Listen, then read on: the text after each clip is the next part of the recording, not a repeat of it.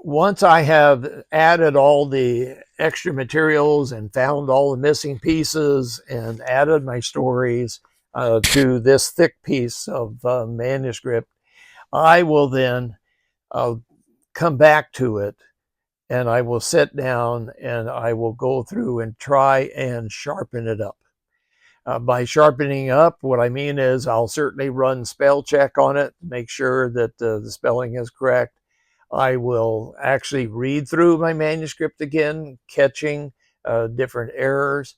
I will look for punctuation errors. I will look for better ways to sharpen up the phrasing of some of my writing.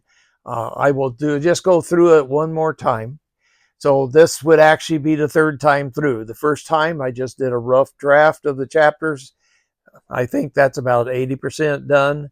Then I go through and read it, and then I go through and add all the missing pieces. By that point, I think it's about 90%, maybe 95% done. And then I do one more edit. I go through and I try and sharpen it up.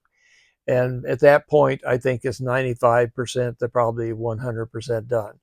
At that point, I'm ready to either give it to an editor that I have obtained to go through it. And I like to do that. I have some people that edit for me. I pay them to do that.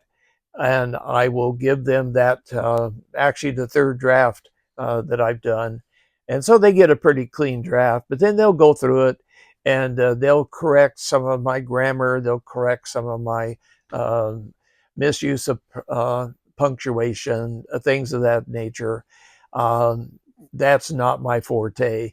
But I've learned over the years how to produce a pretty good a draft. And I will give it to them. They will edit it, and they'll give it back to me. Once they give it back to me, that then becomes the product that I send in to the book publisher.